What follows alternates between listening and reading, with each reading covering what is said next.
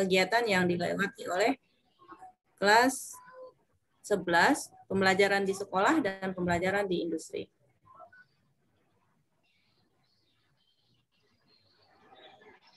Saya tidak bisa menampilkan ini saya ya, Pak. Sudah, Uni? Tidak bisa. Bentar, saya cek dulu.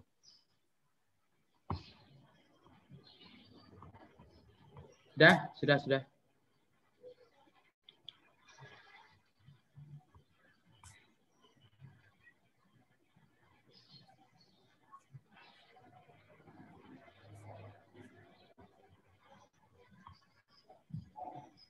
Ini. Nama PKL itu sering ada perubahan yang sebelumnya namanya prakerin. Kemudian sebelum dari prakerin itu juga ada namanya PKL. Jadi tetapi pada prinsipnya itu sama, yaitu pembelajaran di industri. Sekarang kita kembali ke istilah PKL. Jadi yang sebelumnya kita sebut prakerin, mari kita tetapkan istilahnya sebagai PKL. Karena ini sudah merupakan Permen nomor 50 tahun 2020 tentang PKL. Jadi sudah ditetapkan oleh Kemendikbud Permen nomor 50 tahun 2020 bahwa namanya siswa yang belajar di industri itu atau di dunia kerja itu namanya PKL. Apa sebetulnya PKL itu? PKL adalah kegiatan pendidikan, pelatihan, pembelajaran yang dilaksanakan di dunia usaha, dunia industri, atau sekarang juga dunia kerja yang relevan dengan kompetensi siswa sesuai dengan bidangnya. Jadi tadi juga disampaikan oleh staf Hubin, Bapak Duye Sanusi, bahwa memang harus diusahakan sesuai dengan kompetensi keahlian. Seandainya tidak ada juga, karena programnya dalam 6 bulan, saya masih berharap kepada siswa-siswi semuanya bisa mencari PKL sesuai dengan bidangnya. Jangan terburu-buru karena kita bisa PKL itu selama 3 bulan. Jadi masih ada waktu untuk mencarinya.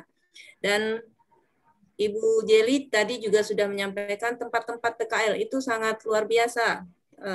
Kepada siswa semuanya bisa browsing atau tanya sana sini tentang tempat PKL. Kita kan punya link dengan SMK-SMK lain, artinya teman-teman di SMK lain. Siapa tahu mereka juga punya tempat yang bisa berbagi dengan kita.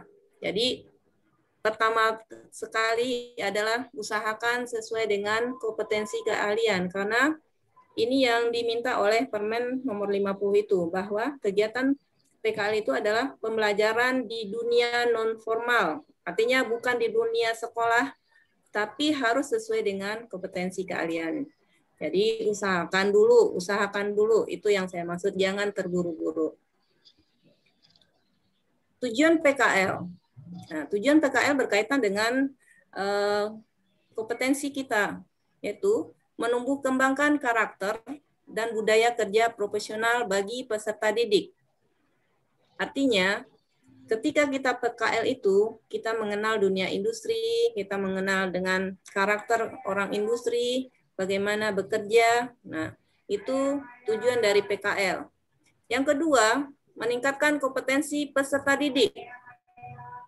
Peserta didik yang PKL tentunya akan menambah kompetensi keahliannya, bukan sekedar bekerja di industri, tetapi meningkatkan ilmu pengetahuannya. Itu yang harus diingat, bahwa ketika PKL kita mendapatkan ilmu, bukan mendapatkan gaji. Harus diperhatikan itu. Kita mendapatkan ilmu untuk menambah kompetensi kita, sehingga sesuai dengan kebutuhan dunia kerja nantinya ketika kita sudah lulus. Yang ketiga, menyiapkan kemandirian peserta didik untuk bekerja. Peserta didik yang sudah PKL tentunya sudah ada pengalaman dalam bekerja, sehingga mampu untuk menjadi pekerja nantinya, dan juga mandiri dalam berwirausaha. Jadi peserta didik yang sudah melaksanakan PKL tentunya juga paham dengan dunia usaha, paham bagaimana berwirausaha. Dan mudah-mudahan semuanya bisa menjadi pengusaha. Itu yang diharapkan. Jadi bukan lagi target kita sebagai pekerja, tapi target kita sebagai siswa SMK itu adalah sebagai pengusaha, sebagai pembuat atau pendiri usaha, sehingga menumbuhkan banyak lapangan kerja. Itu yang diharapkan. Bukan kita pencari kerja, tetapi kita adalah pembuat atau menambah lapangan kerja. Tahapan penyelenggaraan PKL. Tahapan penyelenggaraan PKL, tahap sekarang itu adalah perencanaan, yaitu berencana kita bagaimana persiapan kita untuk PKL, kemudian apa saja yang harus dilakukan sebelum melaksanakan PKL. Nah, apa saja yang harus disiapkan untuk PKL? Nah, itu disebut dengan tahapan perencanaan. Yang kedua adalah tahapannya pelaksanaan. Pelaksanaan. Ketika kita sudah prakerin itu atau PKL itu disebut dengan tahap pelaksanaan. Apa saja yang harus dilaksanakan? Ya, sesuai dengan bidang tempat kita PKL. Sesuai dengan industri tempat kita PKL. Dan tentunya tidak jauh dari kompetensi keahlian kita. Tadi ada yang bertanya, bagaimana kalau seandainya kita hanya belajar daring saja, tetapi kita sudah PKL? Diharapkan siswa yang belajar daring tentunya sudah memiliki kompetensi meskipun hanya melalui virtual dari gurunya atau sharing video pembelajaran ataupun materi-materi pembelajaran. Jadi saya berharap ini siswa semua sudah punya kompetensi keahlian, minimal sudah memiliki kompetensi keahlian dalam bidangnya, yaitu TKJ. Dan itu saran dari kepala bengkelnya atau Bu Jeli, itu sangat bagus sekali. Siswa itu harus mampu belajar mandiri, tidak hanya didapat dari gurunya sendiri, tetapi juga browsing, melihat di YouTube bagaimana merakit komputer, bagaimana menyambung kabel LAN-nya. Nah, itu adalah pembelajaran untuk diri sendiri. Sehingga di dalam pelaksanaan PKL tidak canggung lagi. Dan perlu diingat, ketika kita PKL, kita tidak langsung mengerjakan hal yang berkaitan dengan kegiatan PKL. Tentunya ada bimbingan dari pembimbing tersebut. Dan itu tidak usah takut kalau seandainya saya belum tahu apa-apa.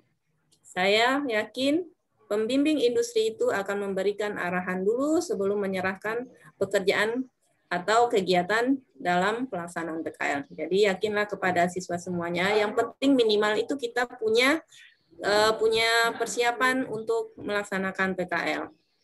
Jadi di sana tidak langsung suruh bekerja, kamu sambung ini, kamu rangkai ini. Tidak akan seperti itu. Pasti ada pembelajaran terlebih dahulu atau bimbingan terlebih dahulu. Karena tidak mungkin orang industri mau merugi ketika siswa sudah terjun di dalam kegiatannya. Kemudian yang ketiga adalah penilaian. Nah, ini berkaitan dengan kegiatan pembelajaran ya. Tadi sudah Ibu jelaskan bahwa pembelajaran di kelas 11 itu ada 2 kegiatan, yaitu belajar di industri dan belajar di sekolah.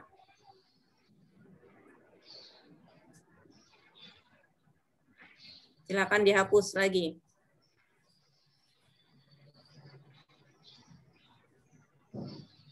Belajar di industri dan belajar di sekolah. Bagaimana cara mendapatkan nilai atau hasil belajar yang ada di industri? Hasil belajar di industri dapat dilaksanakan dengan pelaksanaan PKL itu. Jadi apapun yang kamu kerjakan di PKL itu, isilah jurnalnya. Isilah semua kegiatan yang kamu lakukan di PKL itu. Dan saran saya, buat atau miliki satu buku pegangan atau notebook yang akan kamu pakai untuk catatan sehari-hari nantinya. Apa saja yang kamu lakukan, apa saja yang kamu kerjakan di setiap harinya, meskipun di jurnal sudah ada, tapi usahakan ada catatan kecil tersendiri dalam kegiatan sehari-hari selama PKL. Nah, itu akan menjadi nilai tambah nantinya dalam penilaian di prakerin ini. Kenapa saya katakan nilai tambah? Ketika ada sidang prakerin, sidang PKL, ya perlu diingat bahwa nanti di akhir kegiatan PKL ada yang namanya sidang PKL. Nah, sidang PKL itu akan ditanya macam-macam pertanggungjawaban kamu selama PKL. Kalau kamu punya catatan, punya kegiatan sehari-hari atau diari setiap harinya, maka kamu akan bisa menjawab semua pertanyaan tersebut dan bisa mendapat nilai tambah untuk hasil belajarnya. Dari hasil belajar ini atau hasil sidang ini nanti akan dijadikan sebagai nilai raport.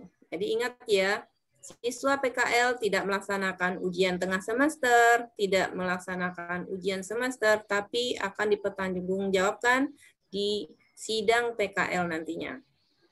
Jadi mohon untuk fokus dalam PKL-nya, pahami apa yang sudah dikerjakan di sana, dicatat setiap hari apa yang dikerjakan, diingat apa yang kamu lakukan setiap harinya. Jadi ketika sidang PKL, apapun yang ditanya oleh penguji, kamu akan bisa menjawabnya.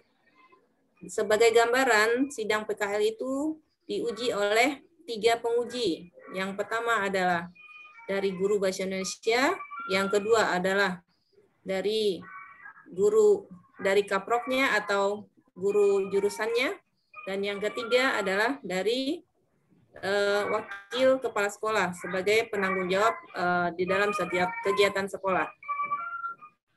Kemudian yang keempat, tahapan pelaksanaan PKL ini monitoring. Jadi selama PKL nanti ada monitoring dari pihak industri juga. Jadi pembimbingnya tentunya juga memonitoring kegiatan kamu. Kemudian monitoring dari wali kelas ataupun dari staf hubin atau dari guru-guru yang kompeten di dalam kegiatan PKL ini. Dan berikutnya juga evaluasi. Evaluasi terkait dengan penilaian tadi. Jadi evaluasi ini adalah lingkup dari penilaian. Akhir dari kegiatan PKL adanya sidang PKL dan hasil sidang PKL akan dijadikan sebagai nilai raport. Ingat itu ya, hasil dari PKL sebagai nanti disidangkan dan akan dijadikan sebagai nilai raport. Mohon dipahami bahwa PKL bukan hanya sekedar program sekolah, tetapi adalah pembelajaran di kelas 11. Pembelajaran di kelas 11. Apa itu pembelajaran? Tentunya pembelajaran adalah kegiatan pembimbingan, pendidikan yang akan mendapatkan hasil belajar nantinya yang menandakan itu sebagai kompetensi yang dimiliki oleh siswa tersebut. Jadi fokus di PKL-nya dan pahami apa yang dikerjakan selama PKL. Tempat melaksanakan PKL. Tadi sudah banyak yang disampaikan oleh Ibu Jeli, tempat-tempatnya. Tapi secara umum, ini sesuai dengan permen dari Kemendikbud tersebut, secara umum tempat PKL itu ada namanya dunia usaha.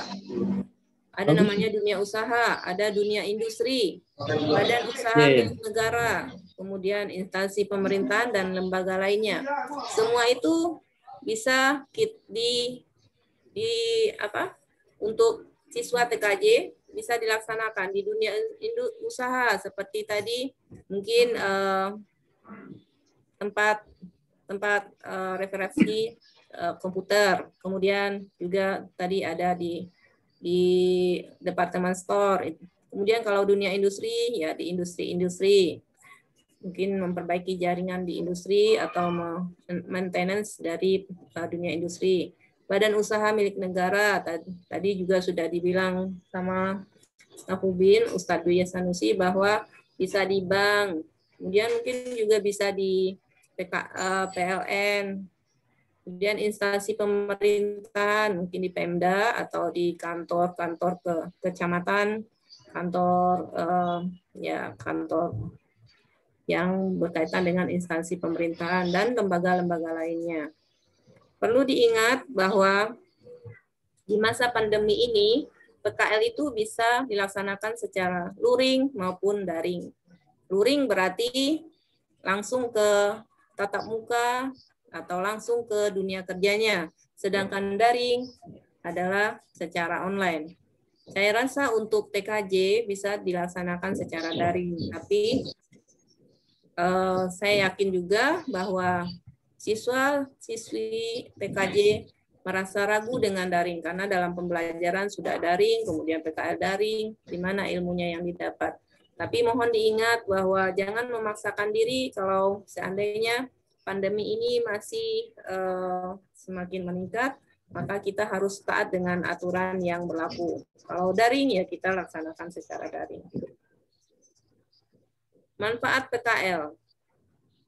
Yang pertama, menambahkan keterampilan, pengetahuan, gagasan seputar dunia industri. Tadi berkaitan dengan tujuan bahwa siswa mengenal karakter dan budaya dunia industri.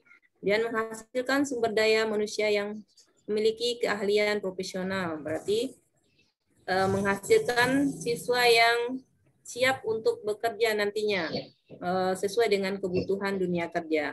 Membentuk pola pikir, tata didik. Kemudian menjalin, ini untuk sekolah, berarti adanya kerjasama yang baik antara dunia industri dengan sekolah. Kemudian mengenal peserta didik pada lapangan kerja atau lapangan industri. Meningkatkan efisiensi waktu dan tenaga dalam mendidik dan melatih tenaga kerja. Dan mempersiapkan sumber daya manusia yang berkualitas, serta memberikan keuntungan pada pihak sekolah. Jadi manfaat ini bukan hanya untuk siswa saja, tetapi juga untuk sekolah, juga untuk dunia industri, dan juga untuk pihak masyarakat terkait lainnya. Hal yang perlu diperhatikan di tempat PKL, yang terutama sekali adalah prokesnya ya. 3M-nya jangan pernah diabaikan. Selama pandemi ini selalu mengingat atau melaksanakan 3M. Jadi ketika kita berada di dunia industri atau di luar rumah pada umumnya, kita harus tetap menetapkan atau safety pada diri sendiri melaksanakan 3M tersebut. Mencuci tangan, memakai masker, dan menjaga jarak. Dan yang lain yang perlu diperhatikan adalah melaksanakan tugas pokok dan fungsi yang telah disepakati oleh masing-masing pihak. Artinya, ketika kita berada di industri, tentunya sudah ada aturan-aturan yang berlaku, aturan yang ditetapkan oleh pembimbing maupun dunia industri, dan itu harus dilaksanakan dengan baik. Harus taat dengan aturan, harus sesuai dengan tata tertib yang berlaku.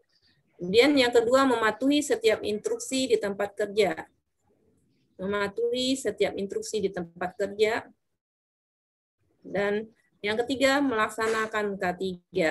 Kalau diperlukan menggunakan APD, harus kita gunakan APD. Kalau hanya memakai werpak-nya harus dicuci dalam sekali seminggu. Jangan werpaknya tidak pernah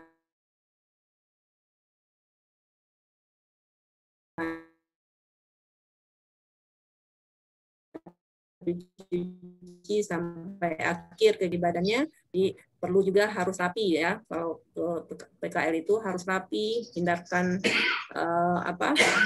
hindarkan hal-hal yang tidak baik untuk diri sendiri. Menjaga nama baik sekolah, menjaga nama baik dunia industri atau dunia kerja. Kemudian melakukan observasi dan penelitian yang mempunyai tujuan positif. Artinya sebelum PKL, lakukan dulu observasi atau penelitian bahwa tujuan PKL apa, kemudian tempat PKL itu bagaimana. Dan yang berikutnya, banyaklah bertanya. Dan apa yang kita tanyakan, apa yang dijawab, catatlah supaya bisa menjadikan ladang ilmu buat kita. Jadi banyak bertanya kepada yang lebih ahlinya. Kemudian kalau ada pembimbing yang mungkin bisa tempat kamu berbagi atau sharing ilmu, jadi jangan malu untuk bertanya. Banyak-banyak bertanya supaya kamu bisa mendapatkan ilmu. Karena selama 6 bulan tidak ada ke sekolah. Kalau yang PKL-nya 6 bulan ya. Nah, apa yang didapat? Tentunya yang sudah dipelajari di industri. Itu yang harus diingat. Itu yang harus diingat. Pahami apa yang sudah dipelajari di industri, dicatat setiap hari. Dan banyaklah bertanya supaya kamu mendapatkan ilmunya. Ya, mungkin cukup itu yang saya sampaikan. Mudah-mudahan bermanfaat. Mohon diingat bahwa PKL itu adalah kegiatan pembelajaran. Kegiatan pembelajaran yang akan menjadi hasil belajar nanti dikembalikan ke guru mata pelajaran dan menjadikan nilai buat semuanya yang dirangkum menjadi nilai keterampilan, nilai sikap, dan nilai pengetahuan. Saya akhiri. Assalamualaikum warahmatullahi wabarakatuh. Waalaikumsalam.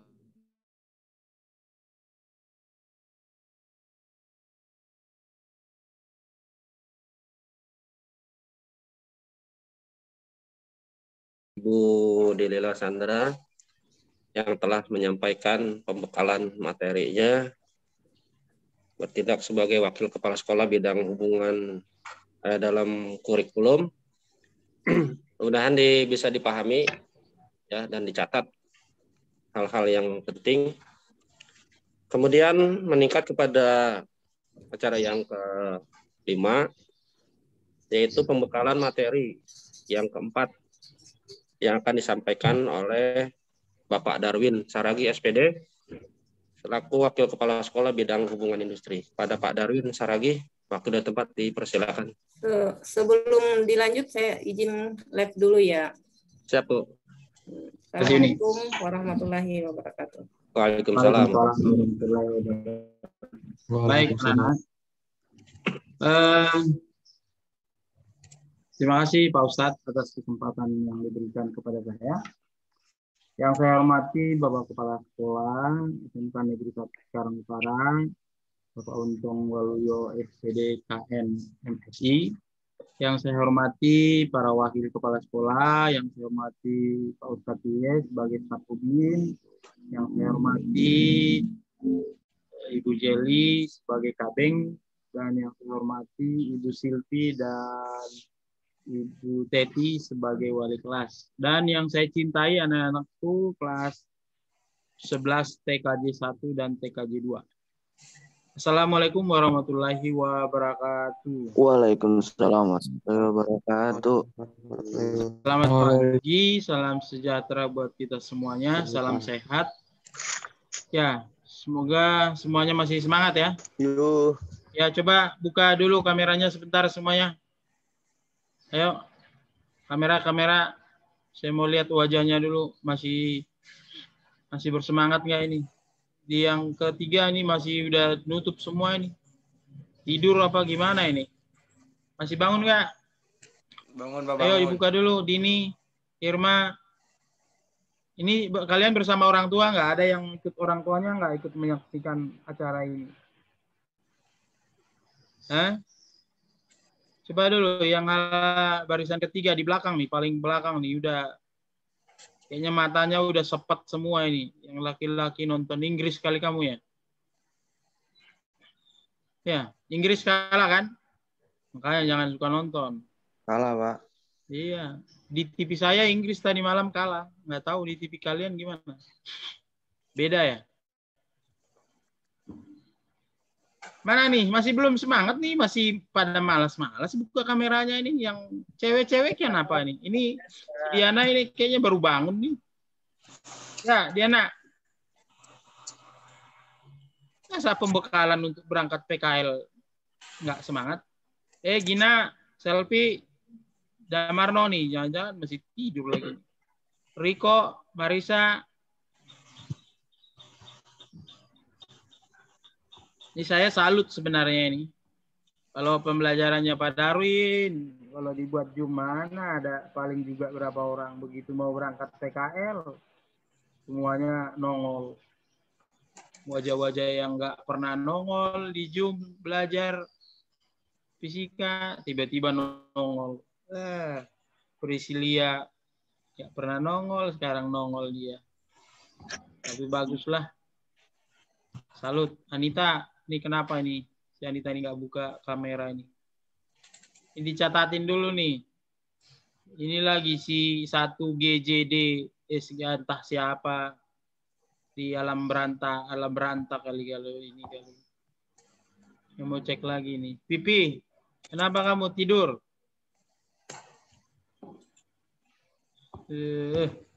Ampun dah. Ya, saya jangan ditutup dulu biar saya screenshot dulu. Biar ada untuk dokumentasi. Semuanya yang nggak ikut ketahuan nanti. Biarin aja situ.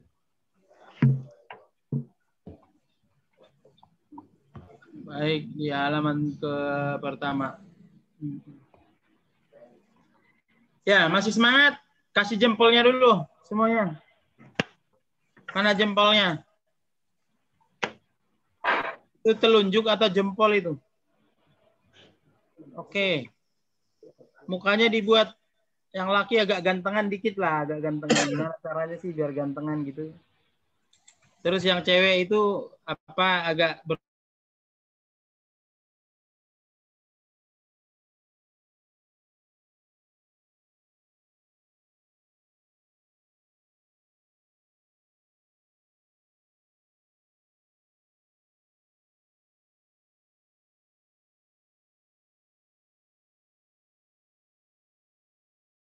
ke wali kelas untuk dibagi ke kalian supaya bisa dibaca ya.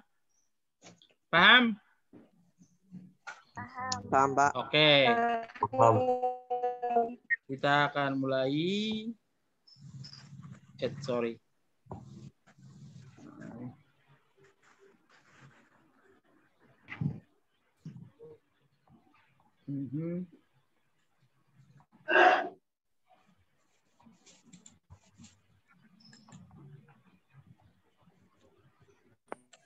Yap, banyak banget nih materi pada sampai siang nih.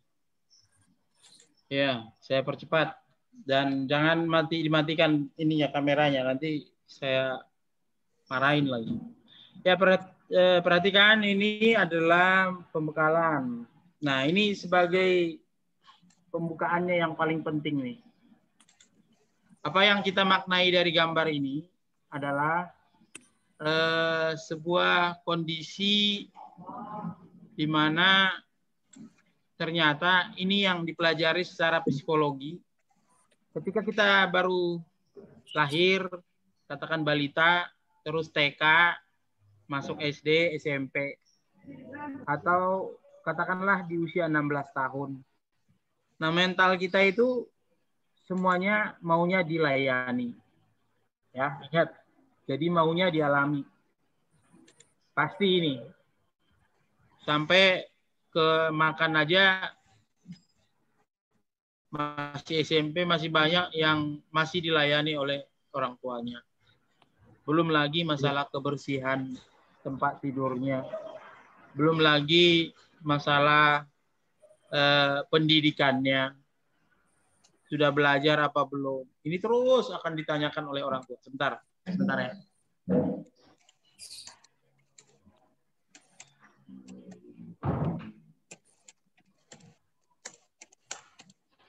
Ya, nah artinya ketika orang selalu mau hanya ingin menyampaikan sesuatu itu karena ditanya, udah makan belum, udah mandi belum, nah itu berarti mentalnya itu dilayani terus.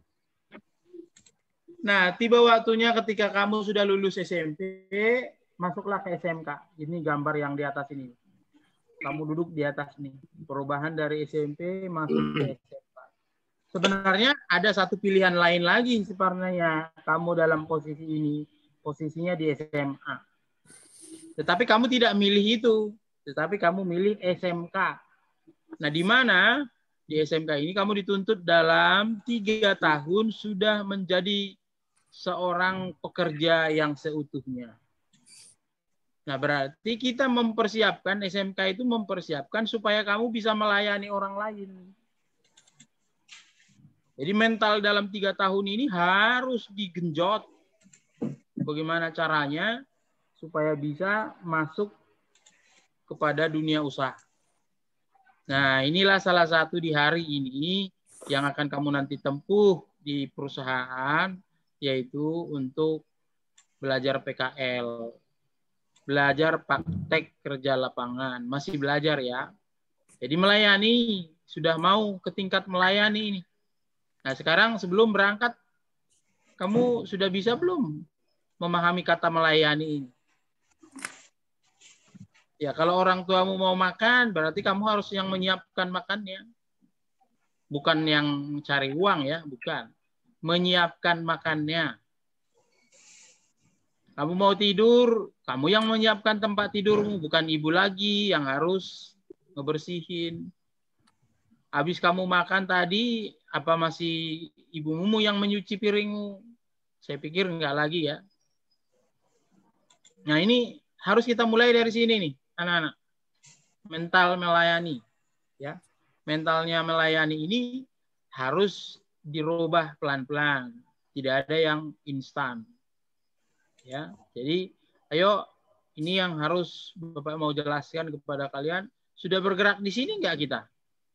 Sudah bergerak di sini enggak kalian? Kalau enggak, ya susah nanti dapat pengalaman yang baik di tempat PKL.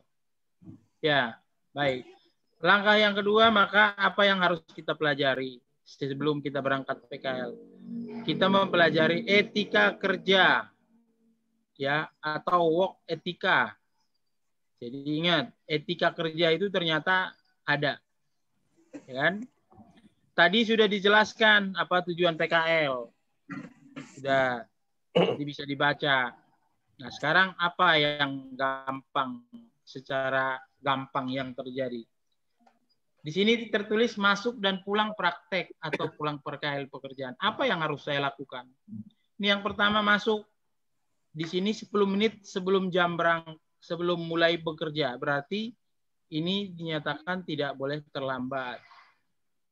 Ini pasti nih, tidak ada perusahaan yang membuka gerbang kalau kamu sudah 10 menit, langsung dikunci, kamu pulang. Ya, ini pastikan nih. Ya, terus juga harusnya dibuat perencanaan pekerjaan. Ya, jadi biasakan menulis. Anak TKJ kalau nggak suka menulis repot. Baik melalui di komputer atau di handphonenya kan bisa tuh sebagai note ya. Sebagai itu kan bisa. Oh, pagi ini saya siapkan ini, pagi ini saya siapkan ini, pagi ini saya siapkan ini. Terus memperhatikan penampilan diri sebelum berangkat dari rumah. Nah nanti akan ada di bawahnya lagi. Terus ini penting dengan ceria dan rasa hormat terhadap ya orang-orang yang ada di perusahaan. Terus juga kebersihan dan kerapian tempat kerja. Ini sangat penting. Nah, sekarang hari pertama bekerja. Hari pertama PKL, ngapain saja? Ini penting nih, ya. Yang mau berangkat.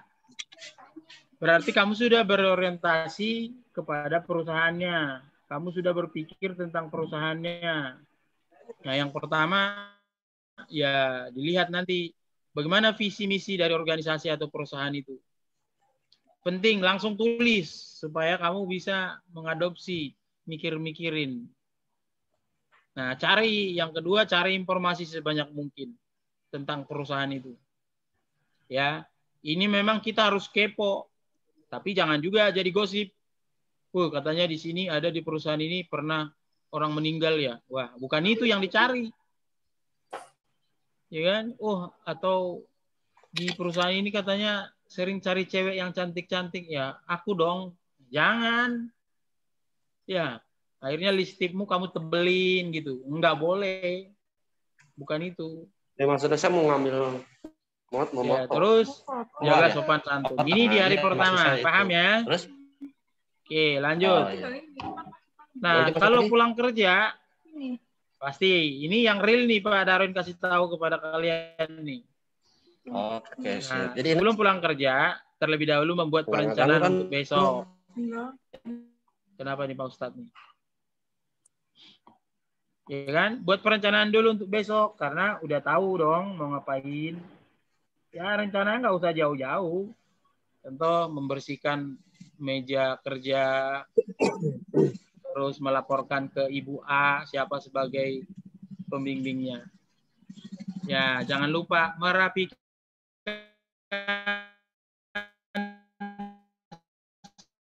semua yang ada di atas meja kamu. Kamu kan on ya, harus tenang, perhatikan. Taati close prosedur. Ada di perusahaan itu ada namanya close prosedur atau prosedur penutup. Jadi jangan buru-buru tiba-tiba bel, ngelihat jam aja belum bel udah ngerapi-rapiin. Nah itu kalau di perusahaan dikatakan orang malas. Bunyi bel dulu baru merapikan. Jadi kalau di kelas kan enggak ya. Dilihat udah 2:30 gitu kan atau 3:30 pulang, udah. Sebelum bel itu udah rapi-rapi semua. Iya kan? Waktu SMP ya, karena di SMK kan belum pernah masuk belajar. Begitu bel udah kabur, ada yang dari pintu, dari jendela. Padahal harus menghormat guru dulu. Ya, nggak peduli. Nah, ini harus dihilangkan ini. Ini yang disebut dengan sifat atau mentalnya yang melayani. Nah, mengucapkan salam sebelum pulang. Ingat. Assalamualaikum, selamat sore. Apalagi sapaan-sapaan gitu ya. Nah, ini sebenarnya hari terakhir bekerja. Ini penting juga, tapi nggak seberapa penting lah, karena nanti masih belum. Nah, selama jam bekerja, ini posisi ini menjadi slogan. Bekerja dengan semangat dan disiplin. Nah, bekerja dengan semangat disiplin ada meliputi apa? Pakaian dan penampilan diri. Nah, ini penting. Jadi, body language kita itu mau bagaimanapun, orang lain bisa nilai, orang perusahaan itu, ini anak nggak senang nih. Nggak cocok ini di sini. Nah, itu bisa jadi seperti itu. Tapi kalau melihat body language kita bagus, bersemangat, disiplin, selalu ingin bertanya, ingin apa yang mau dikerjain, nah itu yang disebut dengan profesional. Wah, orang perusahaan. Nah, itu jadi pesan yang baik tuh. Karena kita apa? Profesional. Ya. Jadi kesan profesional itu penting. Terus apalagi? Secara umum, kesehatan diri. Nah, ini kesehatan diri perlu diperhatikan, yaitu sesuai dengan yang disampaikan Bu Delila tadi. Ya, masih ada nggak sebelum berangkat pagi ke tempat atau ke sekolah atau kemana lupa menggosok gigi? Nah, ini kebangetan ya. Ya, kalau selama ini nanti kamu belum pernah sikat gigi yang baik ya, gosok gigi lah yang baik. Yang rapi, yang bersih, dicium mulutnya gitu. Oh masih bau, ya udah sikat gigi lagi. Tapi harus pakai odol. Kalau kamu sikat gigi tanpa odol makin bau. Nah itu mandi yang bersih, jangan mandi kayak mandi pas mandi apa namanya pas foto, cuman mukanya doang. Keteknya masih bau. Nah, ini jangan sampai seperti itu. Jadi perhatikan ini pada hari dari hal-hal kecil nih. Memakai pewangi jangan lebay. Ya, yang cowok biasa-biasa aja. Jangan cowok wanginya baru 1 kilo dia udah ketahuan wanginya. Di semua dari atas kepala hingga ke kaki pakai minyak wangi semua. Yang cewek juga ya, hati-hati. Yang soft aja. Jadi kalau orang dekat baru oh iya ini wangi. Jadi jangan 5 meter belum nyampe, baunya udah nyengat, udah kayak di mana-mana gitu. Nah, membawa untuk para laki-laki yang suka keringat nih, bawalah sapu tangan dan tisu. Jangan dikit-dikit gini ke tangannya itu ya. Coba kalau kamu keringat gimana, Rifa? Gini ya. Apalagi ada ingusnya. Tarik lagi tangannya begini. Waduh, ampun dah. Jangan bawa tisu dan atau sapu tangan ya. Nah, pakaian resmi tadi udah dijelaskan oleh Bu Delila. Pakailah sesuai yang dibutuhkan di perusahaan. Nama ini penting. Nama ini kalau dikasih oleh perusahaan Lemtek, pakai. Terus kalau bisa, saya nggak tahu dari sekolah kita harusnya sudah menyiapkan kartu pengenal siswa, kartu siswa ya. Kalau dewasa kan KTP ya. Kalau ini mungkin apa ya? Itu biasanya ada perusahaan yang meminta. Nih kuku bersih. Apa itu yang geprak-aprek itu? Oke, para pria ini penting nih. Saya yang menyoroti mengenai rambut aja. Yuk, pastikan rambutnya yang rapi. Ya, Maulana Hasanuddin udah cakep tuh rambut tuh. Ya, pertahankan. Ini Muhammad Safir gimana? Udah cakep nih. Si Ramadhani gimana tadi ini? Siri Ramadhani. Ini yang cowok, perhatikan rambutnya. Terus pakaiannya sesuaikan. Kalau memang wear pack berarti tidak dimasukkan ke dalam celana.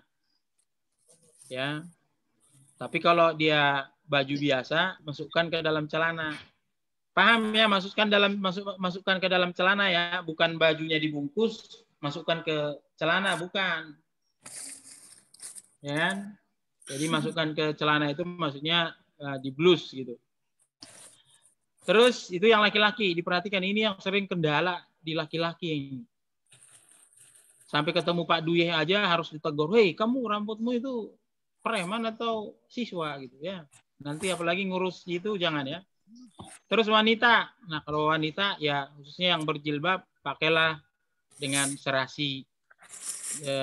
Ya nggak terlalu norak gitu ya. Terus roknya tidak dibawa di atas lutut. Itu penting tuh. Yang tidak pakai jilbab, nah ini diperhatikan. Rambutnya yang depan itu diponi atau dirapi ya. Ya seperti Priscilia udah bagus tuh. Nah, ditarik ke belakang ya. Priscilia. Dengar nggak si Priscilia ini? Iya, Pak. Nah, jadi dibuat rapi, serapi mungkin.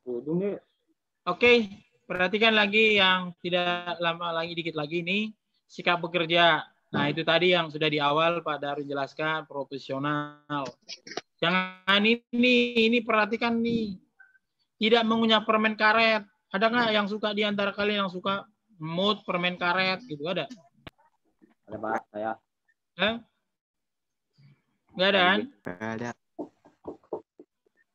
Sebentar. Ini kenapa ini? Pak Darwin kelihatan nggak? Kelihatan. Apa yang saya tekan tadi? Oke, udah. Tidak mengunyah permen karet ini dilarang ya. Jadi ketika nanti kamu bekerja ataupun ngomong dengan bosmu atau atasan di sana sambil permen karet, ya nggak boleh. Nah, ingat, dilihat nih.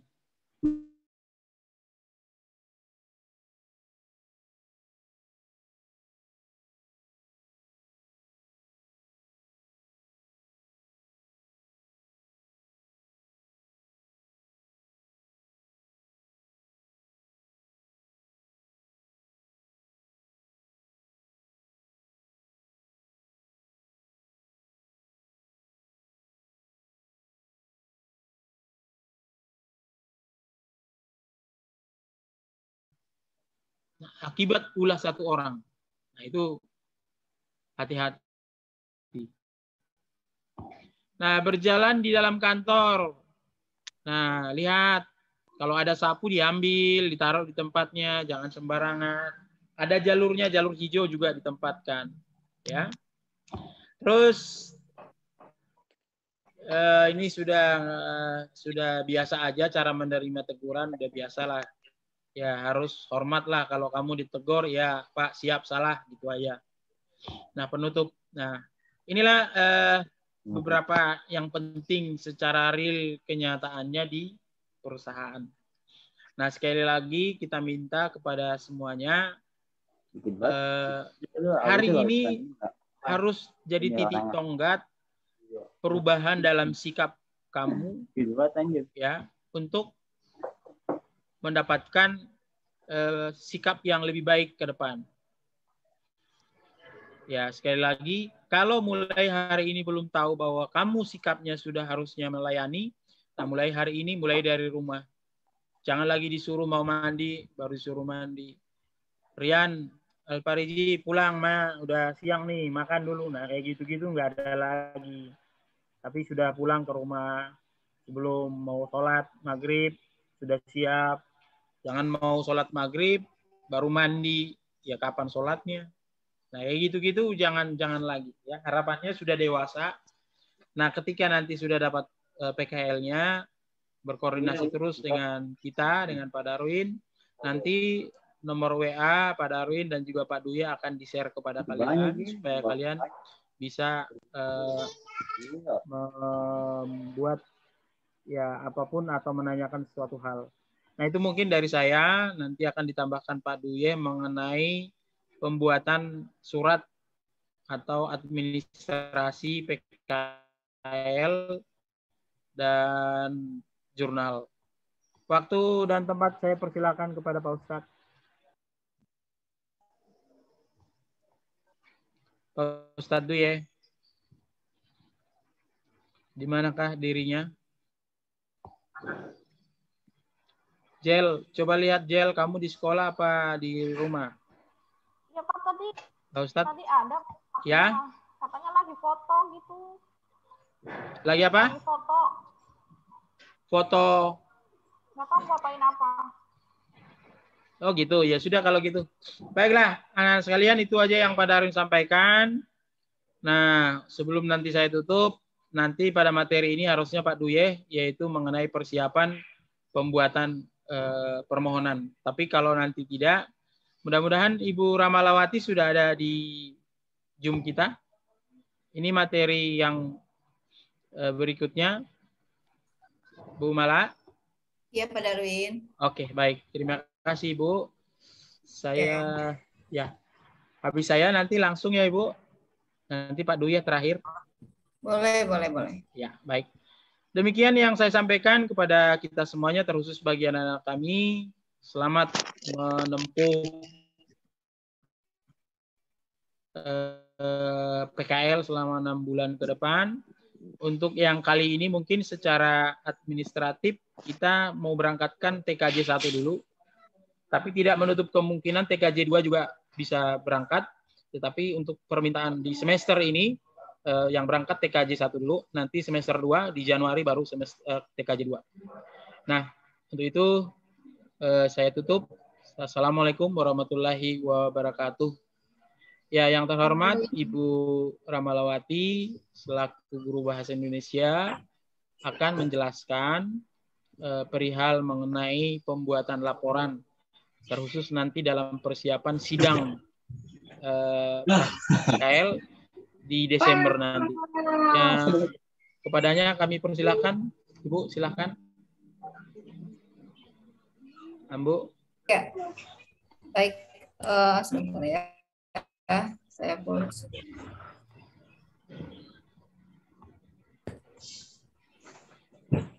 Ya, assalamualaikum warahmatullahi wabarakatuh. Waalaikumsalam.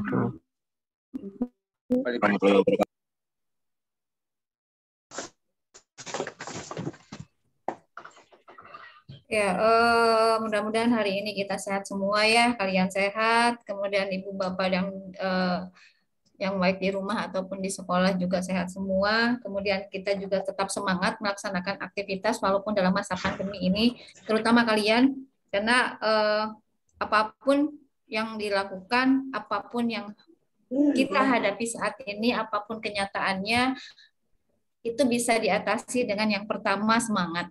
Ketika kita punya semangat, ketika kita punya keyakinan kita mampu, maka semuanya akan mampu kita lewati dengan baik.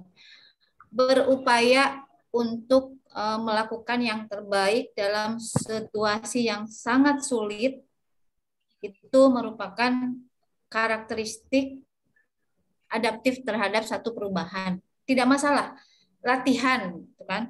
Susah payah pasti, tapi bagaimana caranya kamu mengatasi susah payah kamu itu, tetap stay, tetap kamu memberikan yang terbaik buat kamu, buat orang lain yang ada di sekitar kamu. Kenapa? Baik yang kamu lakukan akan baik terhadap orang-orang yang ada di sekitar kamu, terutama dalam hal PKL. Kamu baik melaksanakan PKL, maka teman-teman kamu akan merasa baik pula dalam melaksanakan PKL di tempat yang sama. Sekolah pun akan merasa baik pula bekerja sama dengan PT tempat kamu PKL. Ya, saya share screen ya. materinya, kamu boleh bentar. Boleh menulis atau hanya untuk memahami saja boleh.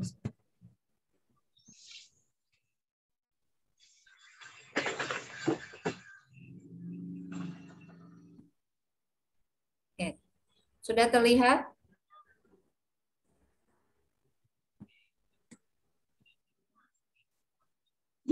Sudah ada? Sudah, Bu. Sudah. Ya, oke. Ya, baik. Di sini di cover PowerPoint yang saya share, di sini ada sistematika penulisan laporan kegiatan praktik kerja lapangan SMK Negeri 1 Cikarang Utara. Artinya, yang kamu tulis nantinya berpatokan sistematikanya kepada ini. Sistematika yang ada di sekolah kita, di sekolah kamu. Tidak bisa kamu mengambil atau mengadopsi dari Google, tidak bisa kamu mengadopsi dari sekolah yang lain. Jangan pernah berpikir bahwa gampang, Bu, nanti saja. Saya kan punya partner kerja di sana dari sekolah yang lain pula. Saya menggunakan itu saja. Nah, itu tidak bisa dilakukan. Kenapa? Kita punya sistematika tersendiri. Ada beberapa yang sama, yaitu yang sama itu ejaan yang disempurnakan menggunakan EYD pasti sama. Penggunaan huruf kapital dan huruf kecil itu pasti sama, karena itu berpatokan kepada Kamus Besar Bahasa Indonesia atau EYD, ejaan yang disempurnakan. Nah itu ya, hanya itu. Kemudian, apa sih laporan kegiatan itu? Laporan kegiatan adalah salah satu karya ilmiah yang berisikan tentang suatu kegiatan sebagai bentuk pertanggungjawaban atas pelaksanaan suatu kegiatan yang telah dilaksanakan. Di sini mengandung arti bahwa apa yang kamu tulis itu adalah bentuk pertanggungjawaban kamu setelah kamu melaksanakan praktek kerja lapangan atau PKL. Ya, apa yang kamu lakukan bukan yang orang lain lakukan dan bukan yang kamu katakan. Kalau hanya retorika saja, kalau hanya Bu katanya, Bu harusnya tidak dilaporkan. Yang dilaporkan adalah yang kamu lakukan. Segala bentuk yang kamu laporkan dalam kegiatan PKL itu dilaporkan tentunya dengan bahasa laporan secara tertulis, bukan bahasa laporan secara lisan. Ya. Tujuannya untuk apa penyusunan laporan kegiatan ini? Ini bukan tujuan yang harus kamu tulis di dalam laporan kegiatan kamu, bukan. Bukan itu ya. Ini adalah tujuan siswa membuat laporan apa gitu. Ini tujuan sekolah itu untuk apa gitu. Kenapa siswa harus disuruh buat laporan? Nah, itu. Yang pertama, mendorong siswa agar mampu mengembangkan atau mengemukakan pikiran dan pendapat serta mampu menuangkannya dalam bentuk tulisan yang sistematis, logis, dan dengan menggunakan bahasa Indonesia yang baik dan benar. Tidak semua orang bisa bekerja tapi bisa menuangkan ke dalam bahasa tulisan. Yang kita harapkan di sini adalah kamu mampu bekerja dengan baik dan membuat laporan dengan baik sesuai dengan apa yang kamu lakukan. Maknanya sama. Tidak kamu maksudnya bekerja A, kamu buat laporan, kenapa ketika sudah dalam bentuk tulisan menjadi B? Nah itu yang sekolah mau. Kemudian sistematis, ada aturan main, ada aturan tulisnya di sini. Ini yang kita berikan ke kalian itu. Logis, semua yang kamu sampaikan di dalam laporan itu masuk akal. Ya. Segala bentuk yang kamu lakukan, dilaporkan, pasti masuk akal. Tapi kalau menghayal atau kamu ngarang, apalagi kemampuan ngarang kamu misalnya tidak disertai dengan runtunan-runtunan berikutnya, itu pasti tidak akan masuk akal. Kedua, bahasa yang masuk akal itu artinya tidak mengandung ambigu, tidak bermakna ganda. Yang seperti apa makna ganda itu? Terus bagaimana kita membuat kalimat supaya apa yang kita sampaikan tidak bermakna ganda, artinya tidak mengandung penafsiran yang banyak. Ada 10 orang yang baca 10 penafsiran, berarti kalimat yang kamu buat itu masih berambigu atau tidak jelas. Nah, itu harus kamu pelajari. Karena apa? Kamu Merdeka Belajar ini adalah kamu mampu belajar dari aspek dan dengan cara yang baik, yang kamu nyaman seperti apa. Gitu kan? Terus kamu mampu misalnya belajar mandiri. Mahasiswa yang kreatif dalam satu poin ini akan menemukan pengetahuan lebih dari 3. Yang pertama di sini sistematis, kayak apa ya sistematis itu? Oh, ada aturan mainnya, yaitu ada sistematikanya dari sekolah, diikuti. Oh, seperti apa? Ada aturan mainnya, tapi bagaimana cara membuat pendahuluan itu? Kamu buka ilmu membuat pendahuluan dalam sebuah laporan kegiatan. Bagaimana sih caranya? Nah, itu kamu harus nyari sendiri, itu yang kreatif. Yang tidak kreatif, ya nggak bisa ya. Ya saya nggak bisa, ya nggak bisa, udah Bu. Nah, itu berarti kreatif kamu harus dipancing dengan apa? Tugas-tugas ini membuat kamu menjadi kreatif. Awalnya terpaksa. Tapi ini jauh lebih baik daripada kamu tidak dipaksa sama sekali. Karena kan otak kamu harus dipancing supaya memang ada respon. Itu. Nomor 2, sebagai salah satu bukti bahwa siswa yang bersangkutan telah melakukan praktik kerja lapangan dengan baik. Iya. Misalnya, tapi kami tidak mengharapkan itu. Kamu harusnya PKL tanda tangan misalnya, atau misalnya bekerja di situ itu melaksanakan PKL 3 bulan. Tetapi 1 bulan, baru 1 bulan kamu misalnya malas-malesan dan sebagainya, karena males, Bu, ternyata kerja tuh capek, bla bla bla bla bla bla gitu kan. Jarang masuk dan sebagainya. Berarti kamu tidak melaksanakan PKL dengan baik. Bisa nggak membuat laporan? Tidak akan bisa. Kenapa? Karena nanti di sidang, di dalam sebuah laporan sebelum sidang itu, kamu harus melampirkan surat keterangan bukti telah melaksanakan PKL dengan baik. Jadi, poin 2 ini, apa yang nanti kita lampirkan, apa yang saya minta nanti dilaporkan di dalam laporan kegiatan, mengikat kamu dengan program-program yang lainnya. Saling mendukung. Itu maksudnya. Ya, jadi tidak bisa sembarangan. Kan saya ikut sidang. Iya, tapi yang kamu laporkan, di PT itu melaporkan bahwa kamu ada masalah misalnya. Dan ini harus layak. Dengan baiknya harus layak, bukan hanya hitam di atas putih saja. Saya yakin semua manusia juga paham, ini harus ada kelayakan di sini ya. Baik dalam arti layak, memantaskan diri. Nomor 3, meningkatkan kreativitas siswa dalam penulisan yang bersikap objektif dan ilmiah. Artinya, apa yang kamu tulis itu benar-benar ada. Dan misalnya kamu menyatakan bahwa itu baik-baik menurut orang banyak. Itu objektif, bukan menurut hasil penilaian diri sendiri. Karena kita menulis karya ilmiah, bukan menulis novel atau sebuah cerita. Kemudian, sebagai bentuk pertanggungjawaban siswa yang telah melaksanakan PKL, kemudian lagi yang berkaitan dengan program keahlian masing-masing. Ya, kalau misalnya kamu diberikan kebebasan untuk mencari tempat PKL dan kebetulan kamu misalnya bapak kamu kerja di PT, kamu mau dibawa, itu lebih baik. Itu lebih baik. Karena nanti ada yang bimbing. Tapi pastikan kalau bisa, pastikan PT itu sesuai dengan apa yang kamu pelajari di sekolah. Misalnya kamu jurusan TKJ. Semua jurusan TKJ itu masuk ke semua perusahaan sebetulnya.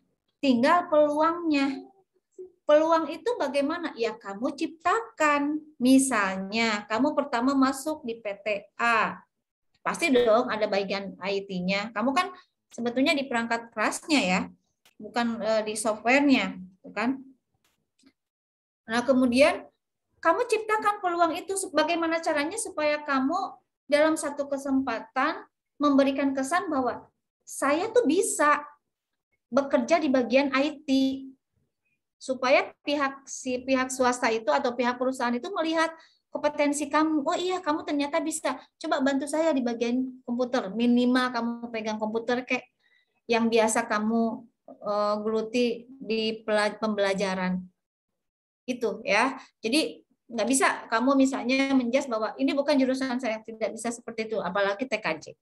TKJ, akuntansi itu semuanya masuk ke instansi manapun pasti, apalagi sekarang zamannya teknologi ya, gitu. Jadi kamu ciptakan peluang sendiri di situ. Kalau memang misalnya ada saudara kamu, ada tetangga kamu, atau misalnya kebetulan orang tua kamu kerja, ya kamu ikut di situ. Itu meringankan. Kenapa? Pengawasannya lebih mudah kalau bersama orang tua. Kemudian jangan berpikir bahwa saya harus bawa orang, kamu aja dulu. Buktikan bahwa kamu menciptakan peluang dengan baik. Berikutnya, nah ini metode dan teknik menyusun laporan. Bagaimana saya harus menyusun laporan itu? Yang pertama itu dalam penyusunan laporan, ini penulis menggunakan metode deskriptif, mengargumentasikan dan memaparkan permasalahan secara terperinci sesuai dengan data dan fakta yang ada. Di sini kamu menggambarkan, bukan menceritakan. Kalau menceritakan hanya sebuah alur, sore itu, gitu kan, naratif. Tapi kalau deskriptif itu kamu menggambarkan apa yang kamu lakukan, apa yang kamu lihat, apa yang kamu dengar, apa yang kamu pahami di dalam laporan tersebut. Fungsinya untuk apa? Sampai kepada ketika laporan kamu itu dibaca oleh saya, misalnya, selaku guru bahasa Indonesia, saya seolah-olah itu melihat juga, seolah-olah merasakan juga apa yang kamu lihat, apa yang kamu rasakan, apa yang kamu kerjakan pada saat kamu PKL waktu itu. Sulitnya kamu mengerjakan A, sulitnya kamu fokus pada pekerjaan kamu, padahal pikiran kamu itu sedang misalnya ada satu kesulitan di dalam bekerja, tapi kamu fokus aja. Nah, itu harus sampai ke situ, itu menggambarkan ya, bukan sekedar menceritakan. Saya tidak hanya ingin menikmati, pembaca tidak hanya menikmati, tetapi sampai kepada menggambarkan, ikut merasakan. Kemudian teknik penyusunan, observasi, yaitu melaksanakan secara langsung teori. Ya, kamu kan mendapatkan teori dari guru ya, mendapatkan teori dari guru, selebihnya kamu belajar mandiri, kreativitas kamu berkembang di situ. Guru-guru juga kan berkembang karena pengembangan materi. Guru juga mengembangkan materinya, tidak hanya tok dari buku paket. Itu yang membedakan. Kamu juga sama. Kamu mengembangkan materi dari guru. Bagaimana cara mengembangkannya? Banyak membaca, banyak melihat YouTube yang berkaitan dengan pembelajaran. Yang mana yang bikin kamu nyaman? Silahkan. Kan merdeka belajar namanya. Dalam koridor yang benar ya, karena kita sedang bahas tentang koridor yang maksudnya karya ilmiah, berarti pikirannya ya hal-hal yang positif. Kemudian yaitu melaksanakan secara langsung. Ya, apa yang kamu lakukan baru kamu tulis. Tetapi yang namanya manusia itu kan kapasitas daya ingatnya berbeda. Kita tidak bisa tahu hari ini kita bisa menerima informasi 60%, apakah besok itu informasi masih bisa mengendap di memori kita masih 60%, 30% aja sudah bagus gitu ya. Nah, caranya mengantisipasinya, kamu biasakan membawa buku catatan kecil yang tadi disampaikan Pak Darwin. Saya hanya menegaskan kembali. Kamu biasakan bawa buku kecil. Apa yang kamu rasakan, segala jenis apa yang kamu rasakan mulai hari ini nih. Apa sih yang kamu rasakan tadi pagi? Biasanya kan kamu bangun jam sekian. Tiba-tiba sekarang ada pembekalan. Apa yang kamu rasakan? Kemudian harus pakai seragam. Kesulitan nggak kamu mencari seragam yang setelah sekian lama tidak digunakan? Nah itu bagaimana? Kamu tulis aja. Tidak akan ada yang baca kecuali kamu kok. Kan tulis kesulitannya apa, pengalaman apa yang kamu dapatkan hari ini, ada 4 materi, apa yang kamu dapatkan, terus apa yang belum kamu pahami. Nanti mau bahasanya bagaimana, bahasa kamu sendiri. Bosen bisa tulis kan, tapi ada alasannya, karena bosen karena bla bla bla, nggak paham karena bla bla bla bla, itu bahasa kamu sendiri kok. Tapi itu bermanfaat nantinya ketika kamu menyusun laporan. Menceritakan ketika kamu sidang. Kalau sidang kan menceritakan. Kalau ini kan menuliskan. Itu ya, biasakan. Yang tidak biasa menulis, biasakan untuk menulis. Menulis dengan bahasa kamu saja. Tapi dibedakan, kamu menulis di buku catatan kecil kamu dengan kamu menulis di laporan atau di jurnal. Karena jurnal itu sistemnya formal. Tidak bisa kamu berkeluh kesah di jurnal. Berkeluh kesahlah di buku catatan kamu, karena nanti kamu akan ditanyakan hambatan-hambatan itu. Gitu ya. Kemudian sebagai tolak ukur nanti, hari ini kamu mendapatkan hambatan A. Apakah dalam seminggu yang akan datang hambatan itu muncul lagi? Terus solusi kamu apa? Nah itu yang penting, itu buku kecil itu. Kemudian bagian-bagian dalam sebuah karya ilmiah itu atau dalam sebuah laporan kegiatan, ada yang disebut bagian awal, ada yang disebut dengan bagian utama, dan ada yang disebut dengan bagian akhir. Bagian awal itu apa saja? Nih, ada 13 item. Yang pertama, halaman sampul depan, kamu sambil membayangkan, biasa kan menulis, membuat laporan, biasa kan membuat makalah, oh iya sampul depan berarti cover. Ada judul laporan kegiatan. Boleh kamu gini misalnya, laporan praktik kerja lapangan atau laporan kegiatan praktik kerja lapangan di PT apa. Bu, boleh nggak saya kasih judul? Boleh. Kamu mau mengambil judul apa? Misalnya kamu TKJ, berarti apa yang kamu biasa kerjakan misalnya dalam bidang TKJ. Ini menarik Bu, saya senang banget nih dengan mengerjakan ini. Buatlah sebuah judul. Berarti itu kreativitas. Kemudian lambang sekolah, pasti kamu sudah punya kan. Nanti juga bimbingan dengan wali kelas. Tetapi bimbingan itu kan tidak bimbingan dari grade 0, dari 0, ya enggak gitu. Tapi kamu bisa berangkatnya dari level 5, itu kan jadi supaya tidak terlalu kesulitan. Jadi ada bahan dasar di situ. Nama penulis ya kamu nama jelas, nama lengkap. Program studinya apa? Tanyakan nanti ke wali kelas atau ke prodi kamu. Program studi itu apa? Kompetensi, keahlian itu apa? Nah itu kan berbeda. Kemudian nama sekolah. Kemudian tahun diujikan. Nanti diujikannya tahun berapa? Nah itu kamu sertakan di situ. Kemudian halaman judul sama dengan halaman sampul depan itu ya. Halaman persetujuan atau pengesahan. Ini nanti ada contohnya. Ada buku pedoman yang nanti di-share soft copy-nya sama Pak Darwin, baik Pak Darwin ataupun Pak Duye ke wali kelas. Kamu yang fotokopi sendiri karena itu banyak. Kamu butuh, kamu perlu itu. Ada pengorbanan di situ. Nggak bisa kita perlu tapi kita tidak mau melakukan apapun, tidak bisa seperti itu karena ada resiko di dalamnya ya.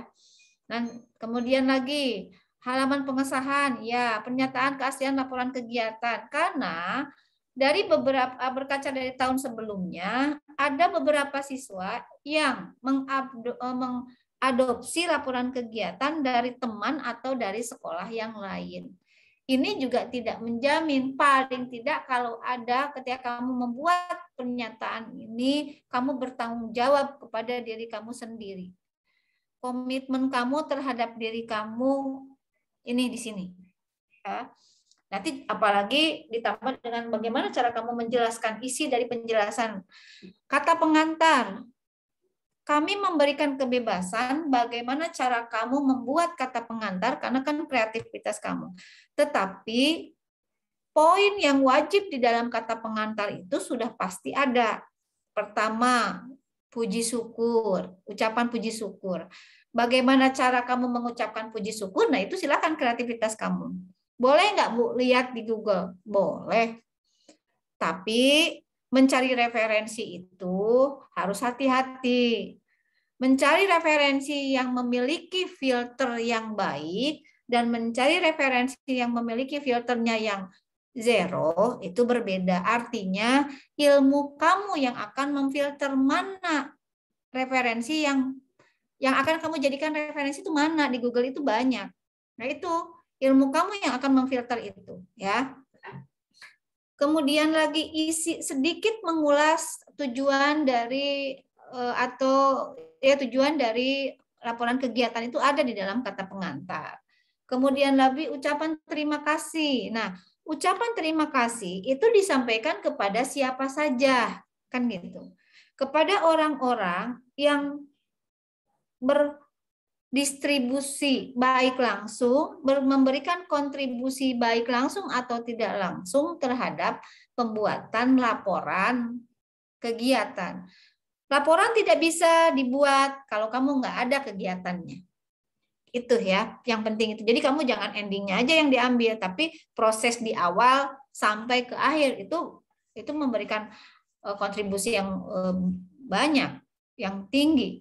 Terus bagaimana cara menyampaikannya? Apakah jabatannya dulu atau namanya? Itu juga ada teorinya. Cari ilmunya. Bagaimana cara mengurutkannya? Apakah pihak sekolah dulu atau pihak industri dulu? Itu ada ilmunya. Kamu cari. Itu namanya merdeka belajar, ya. Dan belajar mandiri di situ. Kemudian kalau saya sampaikan nanti malah seolah-olah baku. Soalnya PTA dengan PTB itu berbeda, gitu kan.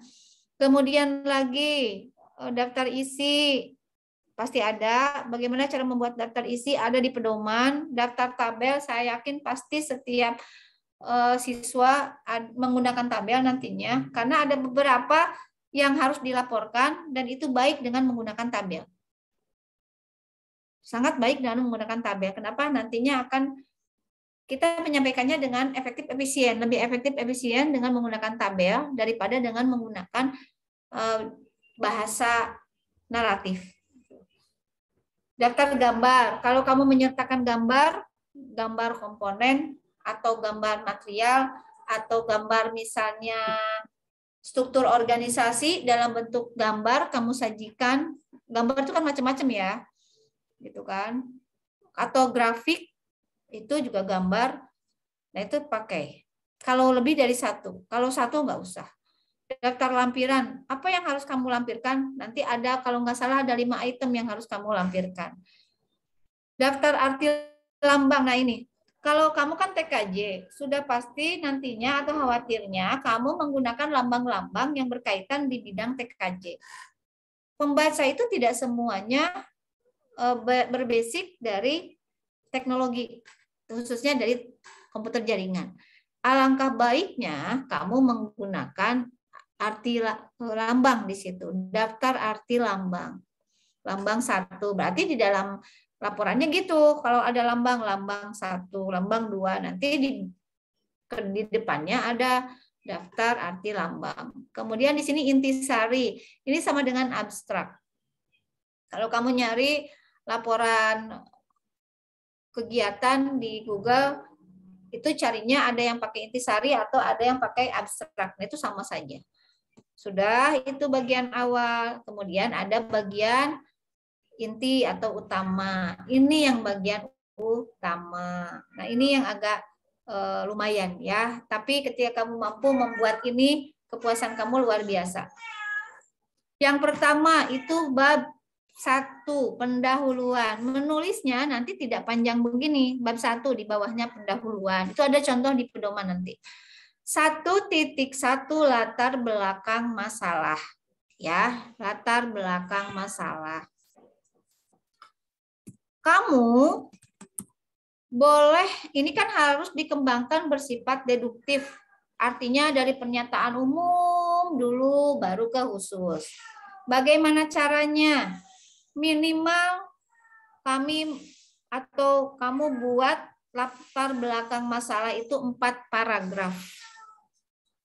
Satu paragraf itu satu kalimat utama dan dibangun oleh beberapa kalimat penjelas. Semakin banyak kalimat penjelas, maka semakin jelas pula, semakin baik pula apa yang kamu sampaikan di dalam latar belakang. Misalnya, di paragraf pertama, kamu bicara tentang tujuan pendidikan nasional. Nggak pakai ngarang, tapi memang ada rujukannya. Tujuan pendidikan nasional, cari di Google. Disebutkan referensinya apa. Sejelas-jelasnya. Kan? Itu tujuan pendidikan nasional tuh. Kemudian, di paragraf terakhirnya, kamu ulas tentang pendidikan vokasi atau pendidikan menengah kejuruan. Mengerucutkan, apa sih pendidikan vokasi itu? Apa sih pendidikan kejuruan itu? Itu kan. Kemudian di bab 2, di alinea atau paragraf keduanya, kamu baru bicara tentang pendidikan vokasi. Kalau di paragraf pertama kan kamu hanya menyentuh satu kalimat, ya kan? Satu kalimat. Di paragraf keduanya baru kamu jelaskan secara detail bahwa pendidikan vokasi atau pendidikan menengah kejuruan, misalnya apa itu? Istimewanya apa? Kamu ceritakan di situ. Pendidikan vokasi apa? Menurut teori seperti apa? Nggak bisa ngarang ini. Tidak bisa mengarang. Kamu harus cari di sumbernya yang valid. Ya, apa pendidikan vokasi? Setelah itu kamu ke bab atau ke paragraf 3. Paragraf 3 bicara tentang dunia usaha dan dunia industri. Peranannya apa sih untuk pendidikan vokasi? Diceritakan nggak Bu di paragraf kedua di kalimat terakhirnya tentang peranan Budi? Diceritakan supaya koheren dan kohesif latar belakangnya. Nah, kamu ceritakan tuh di paragraf ketiga itu tentang peranan dunia usaha dan dunia industri bagi pendidikan vokasi. Bagi pendidikan di menengah kejuruan itu apa sih peranannya? Gitu kan? Ceritakan di sejelas-jelasnya. Kemudian baru di paragraf keempat, kamu langsung begini.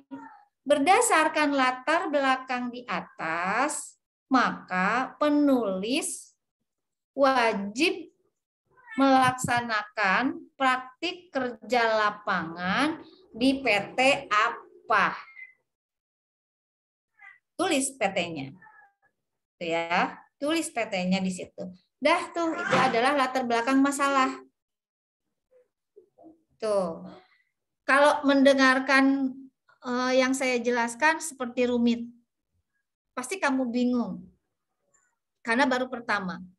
Tapi setelah kamu melaksanakannya, mengalaminya tidak serumit apa yang kamu bayangkan, asal dilalui dengan baik. Kamu bisa menyusun kalimat-kalimat itu dengan baik, latar belakang dengan baik, berarti kemampuan berbahasa kamu baik.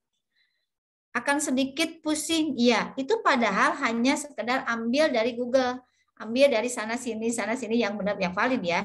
Tapi menyambungkan antara paragraf ke-1 dengan paragraf kedua, antara kalimatnya ke-1 dengan kalimat kedua, itu ada proses berpikir yang luar biasa.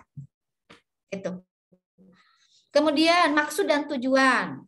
Tujuan umumnya apa, tujuan khususnya apa. Ini sama, akan sama jatuhnya di rata-rata akan sama, karena dari pihak Kubin juga ada di sini nih. Sudah, kemudian ada manfaat praktik kerja lapangan. Apa sih manfaatnya? Bagaimana cara menguraikannya? Ada di pedoman. 1.5 itu tempat dan waktu Tuh, praktik kerja lapangan. Nah, di sini tempat praktik kerja lapangan. Di poin 1.5.1, kamu jelaskan secara singkat tempat PKL kamu itu, mulai dari alamat sampai kamu jelaskan pula kenapa kamu membuat atau menjadikan PT tersebut sebagai tempat PKL kamu. Disampaikan dengan ilmiah, tidak dengan bersifat subjektivitas. Misalnya, alasannya karena bapak saya kerja di situ. Karena kesempatannya ada di situ. Karena dikasih sekolah, ditawarkan PT itu tidak ilmiah. Boleh nggak kamu menyeleksi? Boleh, apalagi kamu diberikan kebebasan untuk mencari PT sendiri. Makanya, jadi kamu harus cerdas memilih PT. Kamu yang nyari kan? Dan kamu harus cerdas melihat peluang. Tuh. Kemudian waktu kerja, ini juga sama. Waktu praktik kerja lapangannya kapan? Mulai dari pengajuan sampai kamu mendapatkan persetujuan tanda ya atas nama siswa ini diterima mulai hari ini misalnya. Nah, itu kamu juga dijelaskan. Kemudian kamu jelaskan pula alasannya yang ilmiah juga. Kemudian metode penulisan praktik kerja lapangan. Metodenya seperti apa? Tadi di awal sudah dijelaskan. Kemudian sistematika penulisan laporan praktik kerja lapangan. Ini sistematika penulisan kamu tulis di sini. Kenapa? Jangan sampai kamu menulis tapi kamu sistematikanya tidak paham. Nah, kemudian di bab 2. Nah, ini yang akan membuat kamu menjadi seseorang yang eksklusif. Siswa yang satu dengan siswa yang lainnya akan berbeda. Ada 30 siswa, berarti ada 30 kreativitas yang ada di sini sebetulnya.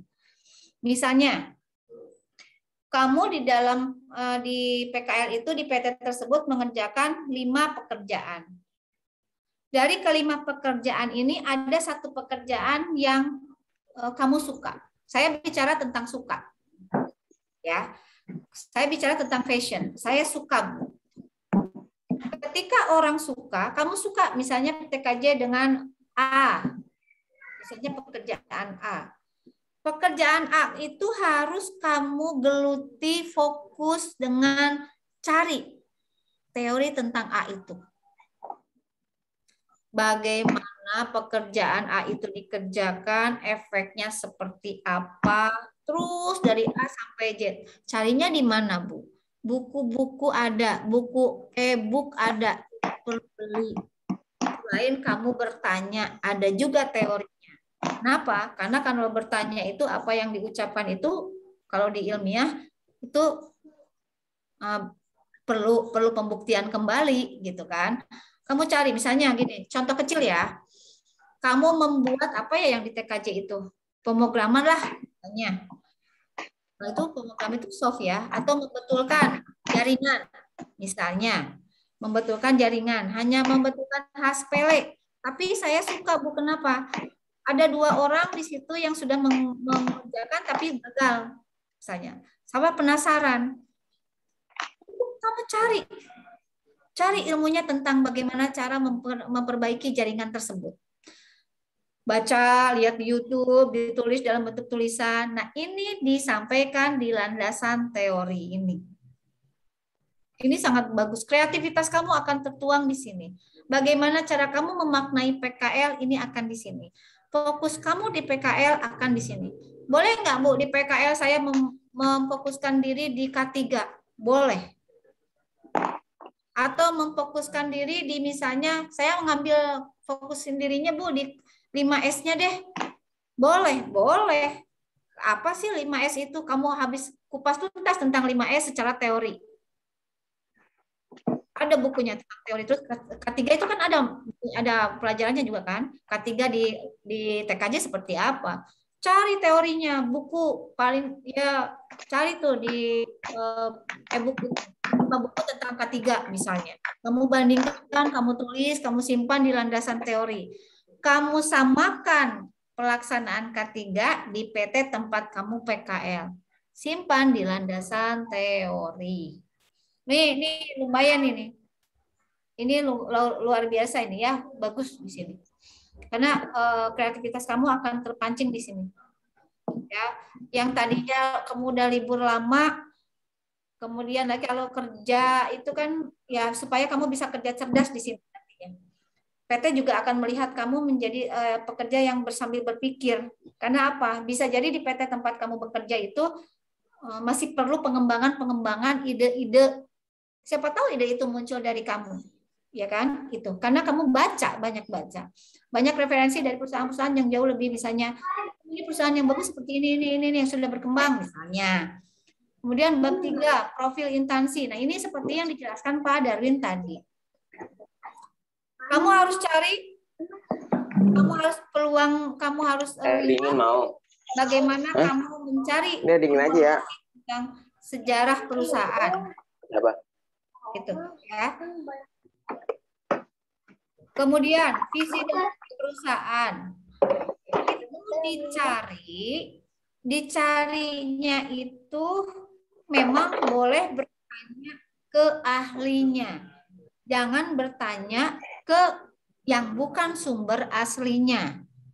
Karena nanti berkembang katanya. Kalau yang berkembang dari katanya itu dongeng namanya, bukan karya ilmiah. Ya. Setiap PT pasti ada sejarah. Visi misi itu tidak hanya ditulis. Sebetulnya ini di awal harus kamu pahami. Kenapa? Supaya ketika kamu kerja hari pertama, visi misinya ini seminggu kamu mengenal PT tempat kamu bekerja. Setelah itu kamu harus menyatukan diri kamu ke dalam visi misi perusahaan itu.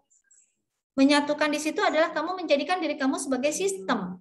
Oh iya, saya harus bekerja mengikuti visi misi PT tersebut sekalipun saya belajar. Nah itu ya. Kayak tadi yang dijelaskan sama Pak Darwin, PT itu mengutamakan pelayanan prima. Seperti apa pelayanan prima itu? Nah, kamu harus menyatu dengan itu, jangan bertolak belakang. Itu atau kamu mencetuskan ide-ide itu lebih baik tentang pelayanan prima seperti apa. Struktur organisasi di sini, ingat hati-hati ya, struktur organisasi tidak bisa dibuat kita sendiri. Kamu buat sendiri enggak. Tapi meminta informasi kepada yang memang di bidangnya di PT tersebut. Tapi cara kita meminta informasi itu yang penting. Jadilah peminta yang baik. Kalau kamu jadi peminta yang baik, memberi pun akan baik. Itu ya, peminta informasi. Itu tidak bisa diukur dengan uang, ya. Kemudian bab 4, pelaksanaan praktik kerja lapangan, pelaksanaan kegiatan. Nah, ini yang harus kamu uraikan secara detail. Laporan, hasil laporannya seperti apa, hambatan-hambatan ini disertai dengan solusi. Saya yakin minggu ini hambatan-hambatan ini yang nomor poin 4 ini dilaporkan bukan per bulan. Ada kegiatan harian, ada kegiatan laporan harian, laporan bulanan, ya kan? Mingguan dan bulanan. Harian, mingguan, bulanan. Ini. Makanya biasakan kamu mengatur memanage waktu dengan baik kalau PKL. Jadi nggak gini. Kamu akan menjadi istimewa ketika kamu bisa mengerjakan 2-3 pekerjaan dalam satu waktu. Walaupun itu pakai skala prioritas. Ya, walaupun itu pakai skala prioritas. Artinya, di pagi hari kamu harus fit kerja. Mulai dari A sampai Z. Fit pikiran, fit fisik. Fit pikiran berarti mampu bekerja dengan baik, bekerja cerdas. Mampu menyelesaikan pekerjaan dengan benar. Hasilnya juga oke. Setelah pulang kerja, di rumah setelah istirahat, bagaimana caranya kamu menyempatkan waktu untuk menulis apa yang kamu kerjakan di siang hari tadi. Dituliskan di jurnal ataupun di buku kecil kamu. Nah, itu yang saya maksud, biasakan untuk mengatur begitu. Tanpa mengganggu waktu istirahat kamu. Karena tidur yang baik itu antara jam, pokoknya kamu mau tidur, Bu, saya suka tidur malam jam berapa? Pokoknya antara jam 11 sampai jam 3 itu yang kualitasnya harus dijaga. Jam 11 sampai jam 3, itu kualitas tidurnya harus dijaga. Udah ya, itu kemudian lagi hambatan-hambatannya seperti apa? Ini harus pasti ada kok. Kalau orang yang bekerja penuh kreativitas, kerja cerdasnya nampak, akan mendapatkan hambatan. Tapi hambatannya itu ya ada hambatan yang berarti, ada hambatan yang tidak berarti. Hambatannya mengalami pengembangan juga, karena ada pengembangan kreativitas di situ.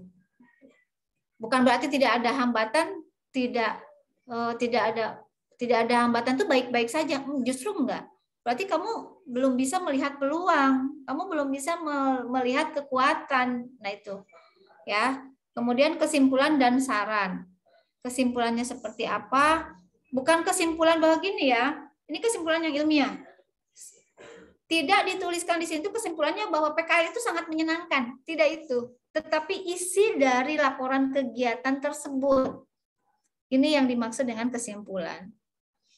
Kemudian saran itu ada 2. Jadi nanti di sininya 5. Di sininya berarti ada 5.2.1 itu saran untuk dunia usaha dan dunia industri. Kemudian di sininya ada saran untuk sekolah. Seperti apa saran untuk sekolah? Kakak kelas kamu banyak yang bisa buat saran dengan baik. Karena memang dia bekerjanya sambil bagaimana caranya untuk lebih baik lagi, memberikan kontribusi kepada PT tersebut supaya lebih maju lagi. Nah itu. Ini ya. Kemudian, nah ini lampiran-lampiran ini. Ini harus ada sebelum kamu. Jadi kalau mau sidang itu ini sudah dilampirkan. Surat pengantar dari sekolah yang dari Paduyeh itu, dari pihak Kubin. Kamu kan memberikan surat pengantar tuh ke PT ya. Ke PT itu. Kemudian setelah itu kamu kan pasti beberapa hari kemudian kamu mendapatkan jawaban kan dari PT tersebut. Itu kamu harus megang jawabannya. Itu harus ada. Gitu kan, legalitasnya kamu diterima, karena itu juga buat perlindungan kamu juga. Kemudian lagi surat keterangan, nantinya surat keterangan telah selesai melaksanakan PKL dengan baik. Nah ini yang saya maksud, kamu perlu keterangan bahwa saya melaksanakan PKL dengan baik. Semakin lama kamu PKL, maka itu semakin kamu harus berupaya untuk berkonsisten dalam minimal kamu bisa PKL dengan baik. Bagaimana PKL dengan baik itu? Disiplinnya, 5S-nya, ide-idenya, patuh ya, patuh pada aturan. Patuh dalam tanda petik. Ya, patuh dalam tanda petik. Artinya biarkan ilmu kamu memfilternya gitu kan. Karena apa yang kita punyai di dalam pikiran itu adalah filter, gitu kan. Jurnal kegiatan, makanya setiap saat, setiap hari jurnal itu harus diisi. Karena kita tidak tahu kan, besoknya kita lupa lagi. Nah itu, ini jurnal ketika kamu PKL ini harus difotokopi dan dilampirkan. Kalau kamu tidak bisa mengisi jurnal, tidak dilampirkan, nilai kamu berkurang. Capek kamu melaksanakan PKL itu. Sekarang senang. Nanti kesan sekarang senang dengan kesan setelah PKL itu pasti kesannya akan berbeda. Tetapi yang jelas kami menginginkan pola pikir kamu yang berbeda. Cara pandang kamu yang berbeda. Gitu ya. Yang jelas harus ada seperti itu. Dokumentasi kegiatan. Ya. Dokumentasi kegiatan ini ada beberapa PT, terutama PT dalam bentuk barang. Dan inginkan ada dokumentasi di sini. Jadi kamu cari peluang. Peluang di situ artinya yang boleh kamu ambil dokumentasi, ya. Yang tidak boleh, jangan. Jangan menjadikan laporan kegiatan pembuatan laporan kegiatan menjadi satu pelanggaran ketika kamu melaksanakan PKL. Ya, tidak itu. Jangan menjadikan penulisan laporan kegiatan menjadi satu pelanggaran ketika kamu melaksanakan PKL, baik itu penulisan maupun sidang. Tidak dijadikan satu alasan atau satu pelanggaran nanti di sananya. Itu yang ingin saya sampaikan, lumayan agak banyak gitu kan, lumayan nanti kamu pasti akan berpikir banyak banget ya gitu kan. Tapi tidak dijadikan beban, semua ini saya sampaikan, kami sampaikan, pihak Kubin sajikan supaya kamu jelas. Paling tidak PKL ini kamu paham informasi apa yang harus kamu cari. Paling tidak itu saja dulu. Tertib administrasi, alurnya jelas itu. Jadi kamu tidak meraba-raba, tidak gelap juga. Ketika PKL tidak ada lagi alasan, Bu saya nggak tahu, Bu saya nggak dikasih informasi, tidak ada lagi. Bukan dikasih, tapi mencari. Mencari informasi dengan baik, dengan valid, bukan dikasih informasi. Ciptakan peluang, bukan menunggu peluang. Tapi dengan baik semuanya. Ya, itu saja yang ingin saya sampaikan. Terima kasih. Mudah-mudahan apa yang kita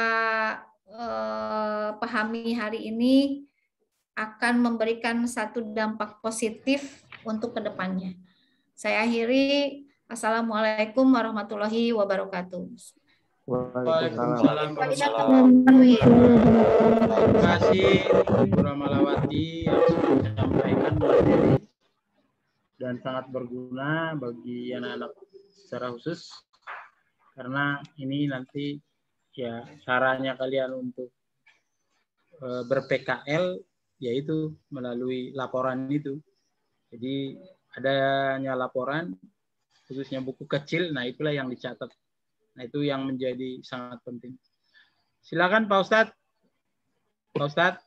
Oke, Bang, terima kasih. Ini dan nanti waktunya Pak Ustadz dan sekaligus ditutup ya. Bentar. Abang udah selesai ya? Abang sudah? Pak Duye. Sudah. Punten. Ya, aku izin live ya, Pak Darwin. Oke, ya Bu. Terima kasih ya Bu. Sampai besok yang terakhir. Ya, sehat-sehat semuanya ya. Assalamualaikum. Ya, terima kasih. Terima kasih Bu, terima kasih. Ya. Oke, baik. Terima kasih atas materi yang keempat yang telah disampaikan Ibu Ramalawati tentang mekanisme atau tata cara penulisan laporan nanti setelah akhir PKL. Jadi yang perlu diperhatikan, mungkin nanti secara detailnya akan dikirim formatnya ke masing-masing wali kelasnya. Mohon maaf ya, tadi mungkin saya keluar sebentar, foto-foto bengkel TKR, TE, TKJ, karena diburu-buru untuk cover jurnal terbaru, edisi terbaru ya, karena yang kemarin itu kan formatnya lama, jadi praktek kerja industri, kemudian saya rubah menjadi namanya PKL, berikut juga foto-fotonya di covernya itu saya ganti dengan yang terbaru desainnya ya. Jadi hari ini harus segera dikirim secepatnya juga, mungkin dalam waktu 1 minggu ini harus sudah kelar, karena mengingat walaupun kita secara diam-diam ini pandemik ini ya tetap kita juga mengindahkan peraturan yang telah ditetapkan oleh pemerintah, namun kita juga punya program. Yang penting mah kita sama-sama bisa jaga protokol kesehatan. Itu aja ya. Kalau kita takut selalu dengan corona, nggak akan ada selesainya. Akan tetapi yang penting intinya kita menjaga protokol kesehatan dan program juga harus segera dijalankan dan segera diselesaikan. Itu ya kenapa tadi saya keluar, dan mohon maaf Pak Darwin. Barangkali siap. Ya, terakhir sekali, sekarang saya mau sampaikan tentang Pertama, syarat-syarat atau mekanisme siswa mengikuti PKL di perusahaan. Tolong disimak, bila perlu dicatat, ya. Jangan sampai nanti apa yang sudah saya sampaikan ini nanti ditanya lagi. Saya paling nggak suka itu kalau ada sesuatu ya persoalan yang sudah dijelaskan, udah detail, malah masa ditanya lagi, gitu. Yang pertama, syarat-syarat mengikuti praktik kerja lapangan atau PKL ini SMK Negeri 1 Cikarang Utara tahun pelajaran 2021-2022. Yang pertama, siswa-siswi harus menyelesaikan administrasi atau uang koperasi. Ya. Kalau tidak salah angka kisaran itu 950 itu diselesaikan. Ya, bagian tata usaha atau ke wali kelasnya. Bisa melalui langsung ke bagian tata usaha Ibu Kokom. Kemudian yang kedua, menyelesaikan uang sumbangan sukarela yang telah di-MOU-kan oleh orang tuanya. Ya, katanya minimal itu 500.000, maksimal saya juga nggak tahu. Tapi yang jelas diselesaikan sesuai dengan MOU pada saat itu. Kemudian yang ketiga, ini untuk cowok. Ya, cowok rambutnya dicukur. Minimal 2-3 cm. Jadi nanti kalau ada cowok, ada laki-laki, minta surat pengantar, kedapatan rambutnya masih panjang, tidak akan saya berikan belangkonya. Jangankan surat pengantar, belangkonya pun tidak akan saya berikan. Ya, bisa dipahami kan? Kemudian yang keempat,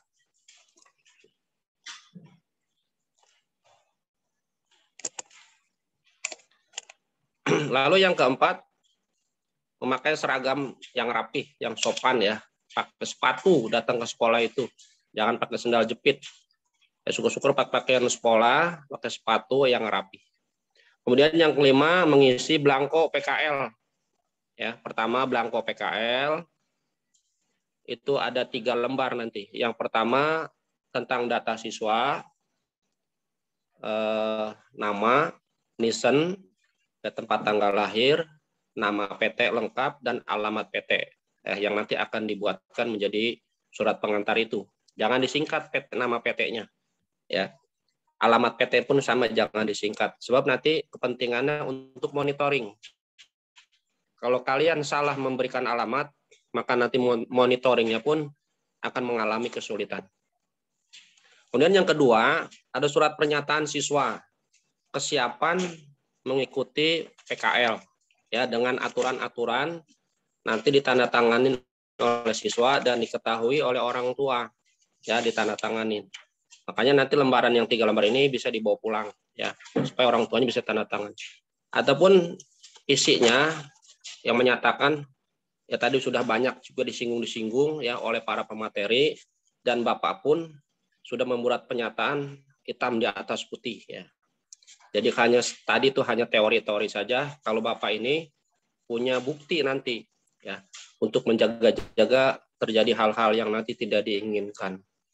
Ya, pertama mungkin menjaga kebersihan dan disiplin pada saat melaksanakan PKL. Kedua, melaksanakan tugas dengan penuh rasa tanggung jawab. Jangan main-main, ya. Ketiga, menjaga nama baik diri sendiri, keluarga, dan lembaga atau sekolah. Melaksanakan segala peraturan sekolah dan dunia usaha atau industri. Memakai seragam sesuai dengan ketentuan sekolah dan dunia industri. Kalau nanti sudah PKL, kemudian dikasih seragam, dipakai, ya. Kalaupun nanti tidak diberikan, ya ikut pakai wearpack saja, ya. Atau disesuaikan nanti dengan jam PKL-nya. Kemudian tidak merokok, tidak tawuran. Jangan sampai nanti ketemu sekolah lain, sekolah swasta, nanti tawuran, ribut di dalam PKL tadi. Itu tidak mau dengar ada hal-hal itu, ya.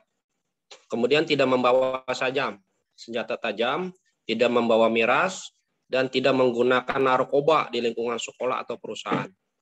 Ya, di lingkungan sekolah atau perusahaan di mana saja sebetulnya narkoba itu tidak boleh digunakan. Ya, karena itu adalah barang haram dan dilarang oleh pemerintah. Kalau sampai kedapatan itu kasus pidana, ya. Kalau kasus pidana, kalau nanti ke ranah hukum, ya terpaksa kalian nanti dikeluarkan atau dikembalikan kepada orang tuanya. Kalau masih kasusnya perdata, mungkin masih bisa kita toleransi, tetapi kalau sudah menyangkut masalah narkoba, pidana, sajam, itu udah pidana, akan kembalikan kepada orang tuanya. Kemudian yang ketujuh, melaksanakan K3, kesehatan dan keselamatan kerja. Apalagi kondisi kita sedang pandemi ini, jangan lupa ya 3M itu, ya, memakai masker, cuci tangan, dan menjaga jarak, itu harus diutamakan. Kalaupun perusahaannya safety, biasanya dikasih tutup kepala itu ya, kayak tudung helm proyek atau sepatu yang safety itu, dan menggunakan baju atau alas dan sebagainya, itu tolong digunakan sebaik-baiknya. Karena untuk pelindung diri, namanya K3. Kemudian 8, tidak menuntut insentif atau upah. Ya, ini sering terjadi seperti itu. Jadi kadang-kadang anak siswa PKL suka lihat-lihatnya upah. Ya, upah ini adalah bonus. Yang namanya bonus, kemungkinan ada, kemungkinan tidak. Kemungkinan ada besar, kemungkinan ada kecil. Yang terpenting adalah kalian tujuan PKL itu adalah mencari ilmu, pengetahuan, nilai, dan pengalaman. Ya, dan nanti dituangkan di dalam laporan menjadi sebuah nilai, pengetahuan, nilai keterampilan, dan sikap. Adapun kalau ada insentif, ya sah-sah saja, boleh diterima. Tapi tidak menjadi sebuah acuan, apalagi sampai pindah tempat PKL gara-gara teman kamu dapat tempat yang lebih besar. Ya, Bapak nggak mau tahu itu. Ya, kalian tidak boleh pindah gara-gara uang insentif. Kemudian yang ke-9, tidak keluar dari perusahaan sebelum waktunya tanpa sepengetahuan perusahaan dan sekolah. Ya, ini pengalaman anak melakukan pelanggaran 2 minggu, mungkin dia takut, malu, dikeluarkan di perusahaan, tidak lapor ke wali kelas, dia lapor kepada staf Kubin. Akhirnya terbengkalai. Ya. Dari rumah mungkin dia berangkat, alasannya PKL, karena takut sama orang tuanya, dari perusahaan sudah dikeluarkan, kemudian dia lapor kepada wali kelas tidak, kepada staf Kubin juga tidak. Akhirnya terbengkalai di jalan. Nah, ini adalah kendala nanti pada saat kalian laporan sidang ya terakhir, ya nanti bisa mengulang itu yang seperti itu. Jadi apapun yang terjadi, kalian jangan malu-malu, jangan takut, lapor diri kepada wali kelasnya. Itu saja ya, sekedar surat pernyataan siswa. Nanti masing-masing siswa diberikan 3 lembar. Dan yang terakhir, lembar yang ketiga adalah lembar pernyataan orang tua. Ya, lembar pernyataan orang tua ini diisi oleh orang tua dan kesiapannya bahwa anaknya mengikuti praktek kerja lapangan, dan nanti ditandatangani di atas materai yang 10.000. Ya. Sehingga nanti tidak akan terjadi saling menyalahkan. Ya. Kalau orang tuanya sudah menandatangani, berarti orang tuanya sudah siap dan mengizinkan anaknya PKL. Ya. Perusahaannya sudah menerima, orang tuanya menyetujui, baru nanti kita proses. Ya. Kita kirim ke PT atau ke instansi tersebut. Ingat ya, yang 3 lembar ini, belangko yang 3 lembar ini bukan surat pengantar. Ini hanya baru belangko identitas kamu ya, nanti jadi arsip buat kita. Yang dibawa oleh kamu adalah nanti selembar saja ke perusahaan. Ya. Nah, informasi selanjutnya untuk pengambilan belangko ya, tolong dicatat. Untuk pengambilan belangko mungkin bisa dimulai dari Senin depan ya. Jam kerja dari hari Senin sampai hari Jumat. Dari jam 8 sampai Bapak ulangi lagi. Untuk pelayanan pengambilan belangko tidak boleh mewakili sekaligus absensi ya. Tidak boleh nitip, tidak boleh diambilkan oleh orang lain. Jadi harus ngambil sendiri. Karena nanti ini sebagai data buat Bapak, ya siapa-siapa yang masih aktif, gitu. Nanti di checklist datang, sehingga tidak boleh diwakili. Ya. Pengambilannya Bapak ulangi lagi dari hari Senin sampai hari Jumat, jam kerja jam 8 sampai jam 12. Kecuali hari Jumat dari jam 8 sampai jam 10 saja, jam 11 saja, karena persiapan sholat Jumat. Insya Allah dimulai nanti dari Senin depan. Kemudian persyaratan yang keenam, ya. Persyaratan yang keenam, menjaga protokol kesehatan. Nanti datang ke sekolah, ya 3M, minimal 3M.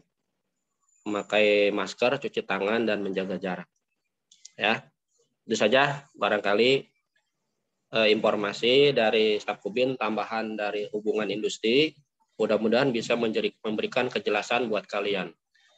Adapun mekanismenya untuk pencarian, yang pertama begini.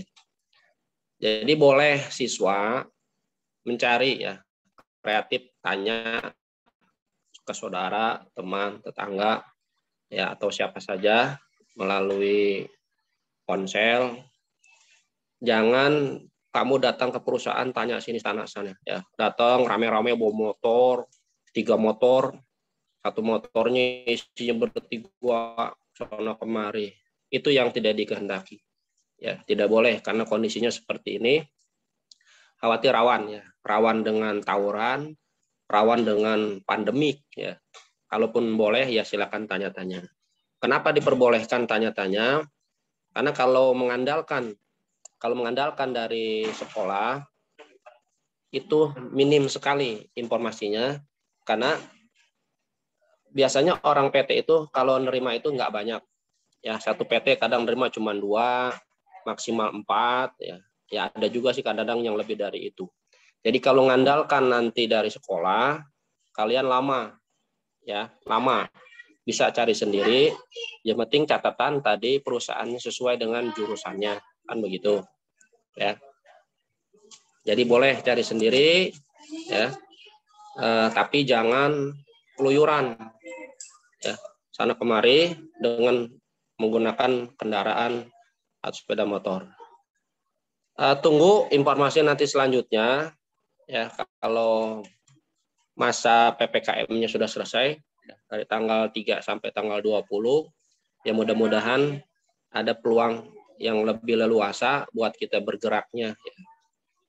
Tetapi perlu diketahui, ya, ini sekarang Bapak sudah proses, ada anak TE yang sudah akan Bapak berangkatkan 5 orang, kemudian anak TKR 2 orang, karena ini permintaan sudah lama, ini hampir 1 bulan yang lalu, ya. Yang penting catatan orang tuanya mengizinkan, perusahaan dan menerima, gitu, ya. Tapi kalau mobilitas sekaligus keluar banyak, Bapak belum bisa, ya, memenuhi permintaan itu, ya. Oke, itu saja barangkali yang bisa Bapak sampaikan. Mudah-mudahan bisa memberikan kejelasan, terangan buat kamu yang hendak melaksanakan PKL. Sebelum Bapak tutup, barangkali ada yang perlu ditanyakan, silakan.